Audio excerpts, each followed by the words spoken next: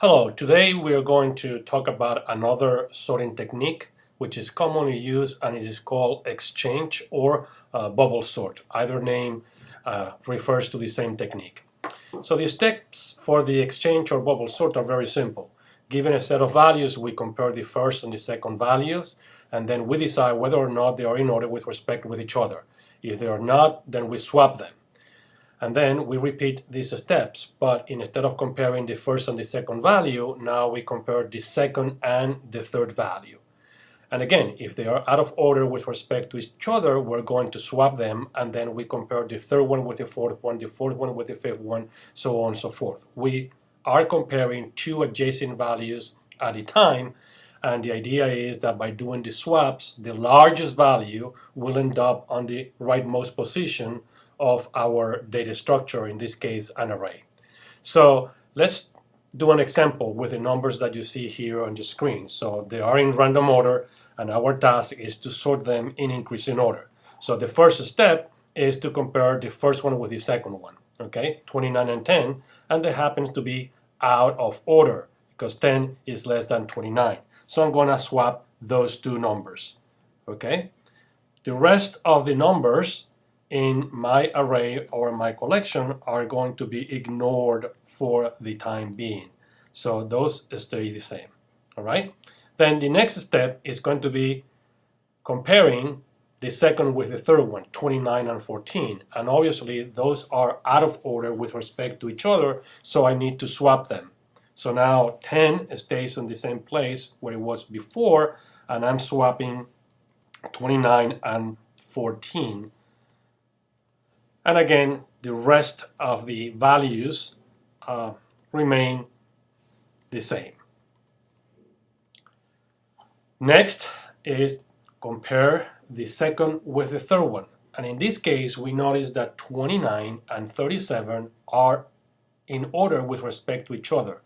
37 is larger than 29. So in this case, we don't need to do any swaps. Finally, we compare then the last two values, which are 37 and 13, and those two, again, are not in order with respect to each other, so we need to swap them. So I'm going to copy the first three values. They don't change their position, and then I'm going to swap 37 and 13. Okay? There are no more values in my collection. Of course, this is a very small collection, and we always need to think about big data, big size of data. In other terms, think about doing this technique for 5,000, 10,000, 100,000 values. Okay, so it's not going to be that obvious. But if you apply this technique, it's guaranteed that at the end of this process, you're going to have one number, in this case the largest, 37, in the correct position, which is the last one, if we are sorting in increasing order. The steps that we follow is called a first pass. It's a full application of the entire algorithm for this exchange or bubble sort. Obviously, the numbers are not all sorted, so we need to perform a second path, a second full iteration of the algorithm. So I'm going to start that on my next page. And so these are the numbers that we have so far. In order to sort the remaining unsorted numbers, the unsorted values, I need to perform a second path. In other words, repeat the entire process for the numbers, the values which are not sorted. So I'm going to copy the current state of the data, and then we are going to repeat the process as we have it. In other words, we're going to compare the first and the second number, and we realize that those two are in order with respect to each other. Then we're going to compare the second and the third one, 14 with 29. Those two are also in increasing order with respect to each other. And then we compare the next two adjacent values, which are 29 and 13. Those are not in order with respect to each other, so we need to swap them.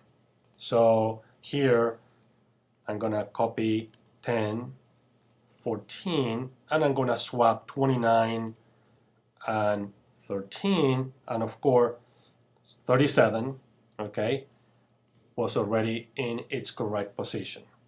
And this is the end of the second path. And at the end of the second path, now I have a new number, 29, which is in its correct position. And because it's a second path, now I have two numbers which are in the order that I want, okay?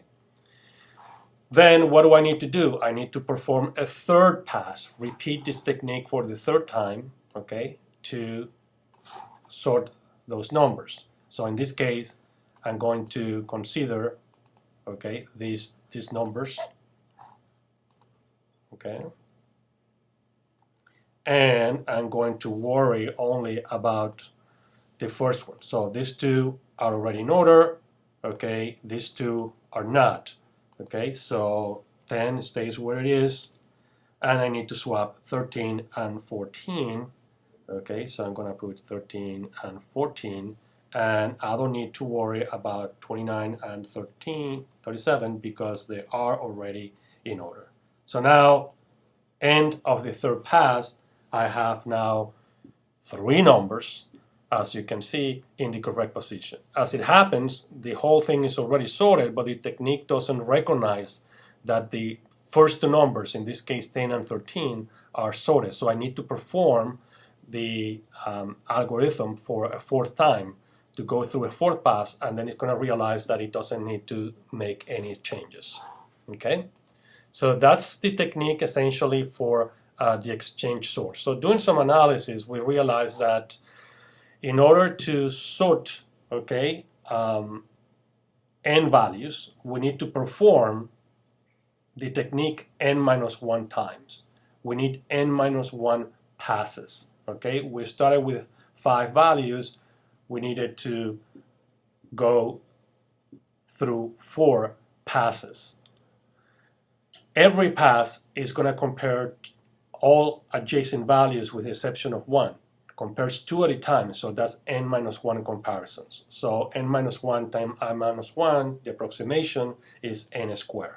So we said that the expected running time of the exchange or bubble sort is n squared, and that's why this technique is one of the one so-called quadratic sorts, because the expected running time is proportional to the square of the size of the data. Don't worry about what this O, big O notation means. We're going to talk about this in a different video. It's just simply a notation we use in computer science. The thing to understand is that this tells us that this is a very slow technique, because if you have 10,000 elements, the square of 10,000 is pretty big, so the expected running time is going to take a lot. All right, so now let's do something a little bit different. What if we have a different set of values which are, for example, in order? So look at the values that we have, and we quickly visually realize that these are already sorted.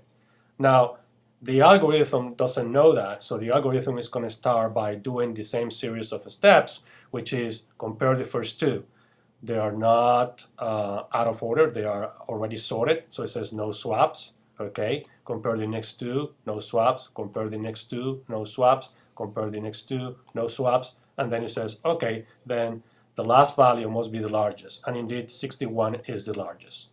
So the first pass didn't require any swaps, but it did compare all the elements in pairs.